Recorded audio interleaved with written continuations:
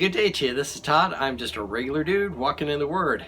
Thank you for joining us. We are concluding the Beatitudes today. We're doing part 2 of persecution. That's the last of the Beatitudes, is persecution in the Beatitudes, and it breaks it down into several areas of persecution. And so I wanted to break this up into 2 episodes to cover that there. So let me read today from Matthew 5. Again, I'm going to be reading from verses 10 through 12. It says this: "Blessed are those who are persecuted because of righteousness, for theirs is the kingdom of heaven. Blessed are you when people insult you and persecute you, and falsely say all kinds of evil against you because of me. Rejoice and be glad, because great is your reward in heaven. For in the same way they persecuted the prophets who were before you." Okay, so the part we're focusing on today is that the second part in verse 11, where it says, "Blessed are you when people insult you and persecute you and falsely say all kinds of evil against you because of me." Okay, so and remember, we talked about this yesterday. If you're not being persecuted, you're probably not a strong Christian. You're not sharing Christ with others, or living righteously. You're just like floating along, just trying to be a part of the world, have one foot in the world and one foot in Christianity, or you're not even a Christian at all. And we had talked about that. That's from the book by John MacArthur here on the Beatitudes. All right. Now, and also we also addressed that. Is persecution a part of Christianity? Yes, it is. It very much so is.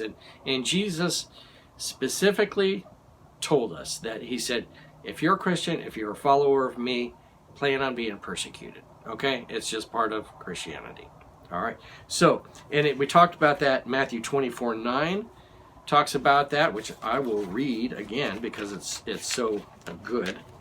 I mean, it's so pertinent. Matthew 24:9 says, "Then you will be handed over to be persecuted and put to death, and you will be hated by all nations because of me." Okay? All nations you'll be hated. You'll be put to death. Okay? So just plan on that. If you're a Christian, that's it. There was a guy, a Tertullian, early church. A guy came and said, "Hey, I just became a Christian, but I'm going to lose my job. I just will lose my life." And Tertullian said, "Isn't that okay? Lose your life?" So hopefully you guys understand it. Also then in John, it talks about it too. John 15 verses 20, it says, "Remember what I told you. A servant is not greater than his master. If they persecuted me, they will persecute you also. If you obeyed my teaching, they will obey yours also." Okay? If you're a follower of Jesus, Jesus was persecuted. They're going to persecute you too. Okay? No big surprise. In case you didn't know, plan on being persecuted if you're a Christian. Okay? If you're not persecuted, probably not following Jesus really close. Now, I wanted to talk about that last section in Matthew.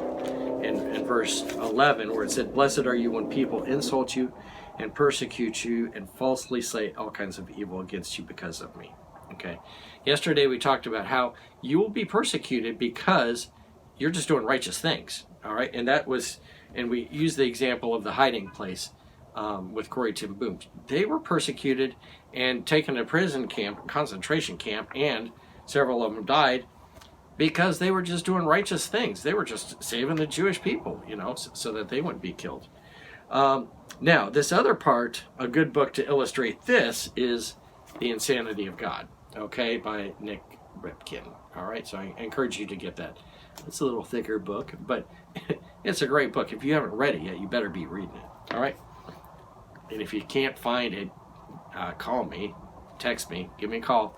I'll get you one, all right? It's a great book. But when it says, "Blessed are you when people insult you, persecute you, and falsely say all kinds of evil against you because of me," they are saying that stuff, they are insulting you. Most of the time it's because they don't understand Christianity. If you're not following Jesus, and following Jesus is really a radical lifestyle, okay? If you're not following Jesus and the people don't understand Christianity, they're gonna be making fun of you, insulting you, and persecuting you because they don't understand Christianity. That'll be the big thing. Then the other thing is they might understand, but they're jealous of it, or they have even another religion which is against Christianity, and so you will be persecuted. Okay, Islam is a religion that likes to persecute Christianity. That's just part of their beliefs. Is if you don't convert, you die. Okay, so Christians, a strong Christian is not going to convert to Islam, so they want to just go ahead and kill you. Okay, this is happening all over the world, and persecution is happening more today than it has in years and years. Okay, here in the United States, we're kind of living in a bubble. We don't see it around us yet. I think the days are coming when we will. But in certain places, just I don't know, 300 miles south of us in a country that I've been to, there's persecution going on there. Okay, you can't just go down, walk down the street and start telling people about Jesus. Otherwise, you're going to be spending time in the prison cell. Okay, so persecution is happening, and it's because people, first of all, they don't understand Christianity because they're not Christian. Okay, and then they don't they have a hard time understanding it, but then they're jealous of that, or it's the part of their religion to kill you also. So those are all things that play into the persecution of Christians. And like I said before, if you're a Christian, plan on being persecuted. Okay? All right, so that ends the Beatitudes. We just concluded the Beatitudes, and it kind of ends, all these things, blessed are the humble and all this stuff, and it ends with like, blessed are you when you're dead. You're going to be persecuted. And it's bringing everything, saying all these good characteristics, but then at the end it brings it into some reality, like this is a good chance it's going to happen to you. Okay, so it's not a surprise of like, oh, every day is a Friday, nothing bad is going to happen to me. No, that's not true at all. That's not the biblical Christianity. Okay?